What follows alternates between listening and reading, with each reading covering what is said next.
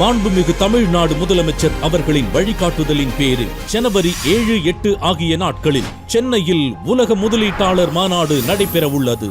Merry Christmas and a Happy New Year. The Chennai Silks. Let the celebrations begin. தளபதி விஜய் இப்போ நெல்லை ஏர்போர்ட்ல arrive ஆகியிருக்காரு அப்படின்ற விஷயம் தான் இப்போ பரபரப்பா சோஷியல் மீடியா பக்கத்துல தெரிய வந்திருக்கு.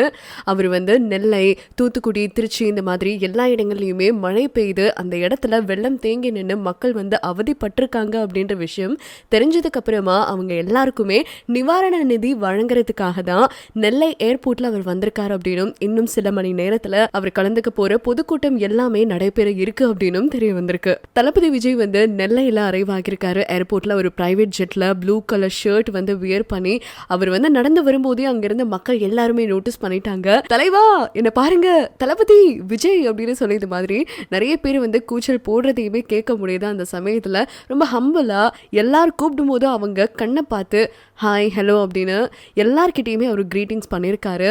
அது போக நிறைய போலீஸார் ப்ரொடெக்ஷனுமே பயங்கர பலமா வழங்கிட்டு இருக்காங்க. அவர் இப்போ கார்ல ஏறி மக்களை சந்திக்கிறதுக்காக ஒரு ஹால் அரேஞ்ச் பண்ணிருக்காங்க அப்படின்னும் அந்த ஹாலுக்கு தான் இப்போ அவர் கார்ல புறப்பட்டு போயிருக்காரு அப்படின்னும் அந்த இடத்துலயுமே இப்போ மக்கள் எல்லாருமே திரண்டு அவரை பார்க்கறதுக்காக அவரை எப்படியாச்சும் விட்னஸ் பண்ணிடணும் அப்படின்னு சொல்லி தான் வெயிட் பண்ணிட்டு இருக்காங்க. அந்த இடத்துலயே பலத்த பாதுகாப்பு இருந்தாலும் மக்கள் கூட்டம் அப்படின்றத தளபதி விஜயை பார்க்கறதுக்காக அந்த இடத்துல கூட்டமா கூடி வந்துட்டு இருக்காங்க. ரீசெண்டா நம்ம சென்னையில மிச்சம் புயல்னால நம்ம எவ்வளவு பாதிக்கப்பட்டிருந்தோம் அப்படின்றத பத்தி நம்மளுக்கே தெரியும்.